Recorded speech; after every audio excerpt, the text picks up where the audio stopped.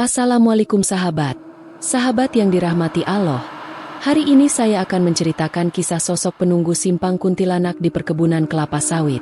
Namun sebelumnya saya sarankan untuk menuliskan di dalam hati sholawat Nabi Muhammad agar kelak sholawat ini menjadi saksi untuk mendapatkan syafaatnya di akhirat.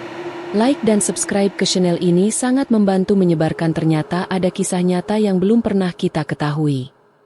Mengapa kisah ini penting untuk disimak? Apa yang sebenarnya terjadi di malam itu? Siapa sosok misterius yang menjadi perbincangan para supir ambulans? Ini bukan sekadar cerita. Ini adalah kisah nyata yang pernah dialami seseorang dan hingga kini masih menjadi teka-teki yang belum terpecahkan. Dengarkan baik-baik, dan jangan lewatkan satu pun detailnya. Malam itu, selepas maghrib, jalanan perkebunan kelapa sawit di Riau terasa lebih sunyi dari biasanya. Supri, seorang supir ambulans, baru saja menerima panggilan darurat dari kantor. Dengan cepat, ia menyalakan mesin dan melaju melewati jalur gelap yang hanya diterangi lampu kendaraan. Ketika mendekati simpang 4 di tengah perkebunan, mesin ambulans tiba-tiba mati. Supri terkejut, mencoba menghidupkan kembali mesin, namun gagal. Hening menyelimuti, hanya suara jangkrik dan hembusan angin yang terdengar. Tiba-tiba, dari kejauhan, terdengar sayup-sayup suara rintihan perempuan. Supri merinding, matanya menyapu sekitar, namun tak melihat siapapun. Dengan hati-hati, ia turun dari mobil untuk mengecek mesin. Anehnya, tidak ada kerusakan. Saat ia mengitari ambulans, bulu kuduknya berdiri. Nalurinya mengatakan ada sesuatu yang tidak beres. Lalu, dari pantulan kaca depan, ia melihat sosok perempuan berambut panjang duduk di atas atap ambulans. Supri menelan ludah, tubuhnya mendadak kaku. Sosok perempuan itu duduk membelakanginya. Rambut panjangnya tergerai acak menutupi hampir seluruh wajah. Meski tidak menoleh, ia bisa merasakan tatapan tajam yang menusuk dari balik rambut kusut itu. Supri mundur perlahan. Tangannya gemetar saat mencoba meraih handle pintu mobil. Namun, sebelum sempat membukanya, suara cekikikan halus terdengar. Hihi. Suara itu melayang di udara, terdengar menyeramkan di tengah kesunyian malam. Supri membeku, keringat dingin membasahi pelipisnya. Ia tahu, ini bukan manusia biasa. Tiba-tiba, sosok itu bergerak. Perlahan, kepalanya mulai menoleh ke belakang. Lehernya berputar dengan sudut yang mustahil bagi manusia. Saat wajahnya mulai terlihat, jantung Supri berdetak lebih kencang. Sepasang mata kosong menatapnya. Mulut menyeringai lebar dengan gigi menguning. Tanpa pikir panjang, Supri melompat ke dalam ambulans dan menutup pintu rapat-rapat. Dengan tangan gemetar, ia mencoba menyalakan mesin lagi. Kunci diputar sekali. Gagal. Diputar kedua kali. Mesin tetap mati. Sementara itu, suara ketukan pelan terdengar dari atap ambulans. Tok, tok, tok. Supri menutup matanya, membaca doa dalam hati. Ia tak peduli lagi dengan keadaan sekitar. Yang ia tahu, ia harus segera pergi dari tempat ini, atau sesuatu yang buruk akan terjadi. Tok, tok, tok. Ketukan itu semakin keras, seolah sesuatu di atas ambulans ingin masuk. Supri merasakan napasnya semakin memburu. Tangannya berkeringat saat kembali mencoba menyalakan mesin. Astagfirullah, astagfirullah, gumamnya berulang kali. Tiba-tiba, suara cekikikan itu berubah menjadi jeritan melengking. Supri menutup telinganya, tapi suara itu seakan menembus langsung ke dalam kepalanya. Tanpa pikir panjang, ia kembali memutar kunci kontak dengan sekuat tenaga. Brom! Mesin ambulans menyala. Tanpa menoleh ke atas, Supri langsung menginjak pedal gas sekuat tenaga. Ambulans melaju kencang, menerobos jalan perkebunan sawit yang gelap. Namun, melalui kaca spion, ia masih bisa melihat bayangan hitam dengan rambut panjang melayang di udara, mengikuti ambulans dengan kecepatan yang tidak wajar. Ya Allah, lindungi aku! Supri berteriak ketakutan. Ia semakin mempercepat laju kendaraan, berharap bisa meninggalkan sosok itu di belakang. Namun, suara mengerikan kembali terdengar. Kau tidak akan bisa lari. Supri tersentak. Suara itu bergema di dalam kepalanya, dingin dan penuh kebencian. Jantungnya hampir copot saat melihat melalui kaca spion. Sosok itu kini tepat di belakang ambulans. Wajahnya menempel di kaca belakang dengan mata melotot. Tak kuat lagi menahan ketakutan, Supri membaca ayat kursi sekuat tenaga. Perlahan, sosok itu mulai memudar. Suaranya berubah menjadi rintihan panjang sebelum akhirnya lenyap sepenuhnya.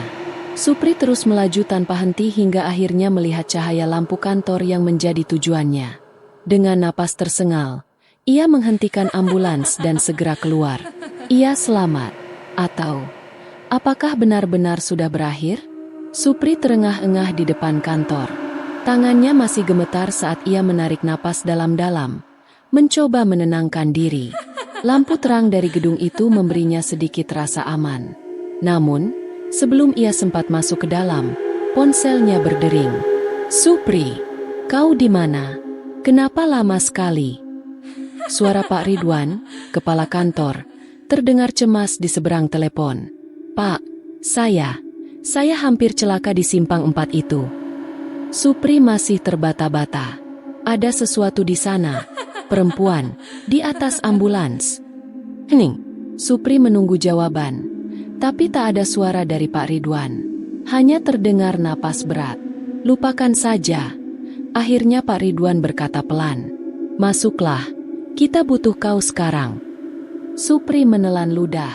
Ada sesuatu dalam nada suara Pak Ridwan yang membuat bulu kuduknya meremang. Ia menoleh ke ambulans. Kaca belakang yang tadi dipenuhi embun kini bersih, seolah tidak pernah disentuh. Tapi ada sesuatu yang membuatnya mundur selangkah. Di bagian atap mobil, samar-samar terlihat jejak tangan. Tangan kecil dengan kuku panjang yang mencakar keras di sana. Supri menggeleng cepat, berusaha mengabaikan pikiran buruk. Ia melangkah masuk ke kantor dengan hati yang masih berdegup kencang. Namun, saat pintu kantor tertutup di belakangnya, di luar sana, di gelapnya perkebunan sawit, suara cekikikan kecil terdengar lagi. Supri berjalan ke ruang kantor dengan langkah berat. Ruangan itu remang-remang, hanya diterangi oleh lampu neon yang berkedip pelan. Pak Ridwan berdiri di depan meja dengan ekspresi serius. "Duduklah," katanya singkat. Supri menurut, masih mencoba mengatur napas. "Apa yang kau lihat di simpang 4 tadi?" tanya Pak Ridwan. Suaranya pelan namun tegas. Supri ragu sejenak. Haruskah ia menceritakan semuanya?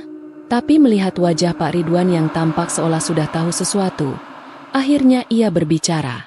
"Ada sesuatu di sana, Pak. Ambulans saya tiba-tiba mati. Lalu saya dengar suara perempuan menangis. Waktu saya keluar, saya melihatnya. Dia ada di atas ambulans." Supri menelan ludah. Wajahnya pucat, rambutnya panjang dan berantakan. Matanya kosong, tapi dia menatap saya. Pak Ridwan tidak menunjukkan keterkejutan. Ia justru menarik napas panjang dan berkata, "Ini bukan pertama kalinya." Supri tersentak. "Apa maksud Bapak?"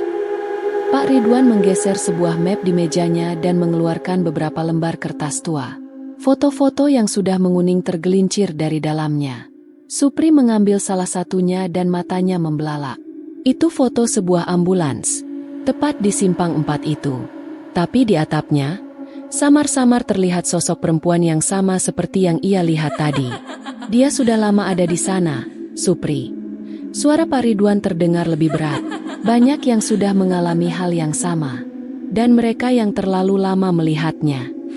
Pak Ridwan terdiam sejenak. Supri menunggu dengan jantung berdebar. Beberapa dari mereka tidak pernah kembali. Ruangan itu mendadak terasa semakin dingin. Supri merasakan bulu kuduknya meremang. Udara di dalam ruangan terasa semakin berat. Tangannya sedikit gemetar saat ia meletakkan kembali foto itu di atas meja. "Tidak pernah kembali?" tanyanya dengan suara serak. Pak Ridwan mengangguk pelan. "Ada beberapa kejadian yang tercatat. Semua korban mengalami hal yang sama. Ambulans mereka mati di simpang itu. Mereka mendengar suara rintihan perempuan, lalu melihat sosok tersebut. Dan beberapa hari kemudian, Pak Ridwan menatap lurus ke mata Supri. Mereka menghilang."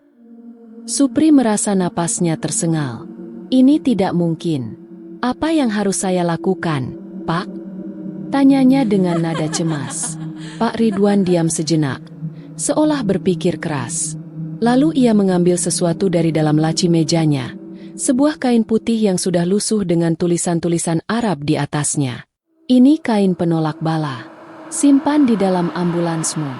Jangan pernah kembali ke simpang itu sendirian, katanya dengan tegas. Supri mengambil kain itu dengan tangan gemetar. Ia tidak tahu apakah benar benda ini bisa membantunya, tapi ia tidak punya pilihan lain. Malam itu, Supri mencoba untuk tidur, tetapi pikirannya terus dipenuhi oleh sosok perempuan yang ia lihat di simpang 4. Setiap kali ia memejamkan mata, bayangan wajah pucat itu muncul, menatapnya kosong dengan rambut panjang yang terurai. Pukul 3 dini hari, Supri terbangun dengan keringat dingin. Kamar kontrakannya sunyi. Namun, telinganya menangkap sesuatu, suara rintihan pelan di luar jendelanya. Jantungnya berdegup kencang. Perlahan, ia beranjak dari tempat tidur dan mengintip keluar melalui celah tirai. Sosok itu berdiri di depan kontrakannya. Rambut panjang, baju putih lusuh, wajah pucat. Supri tersentak mundur. Tubuhnya gemetar ketakutan. Ia segera meraih kain penolak bala yang diberikan Pak Ridwan dan menggenggamnya erat. Bibirnya komat kamit membaca doa. Saat ia kembali mengintip keluar jendela, sosok itu sudah tidak ada. Keesokan harinya, Supri melapor kepada Pak Ridwan. Dia datang ke kontrakan saya, Pak, katanya dengan suara masih gemetar. Pak Ridwan tampak lebih serius dari sebelumnya. Ini sudah di luar batas, katanya tegas.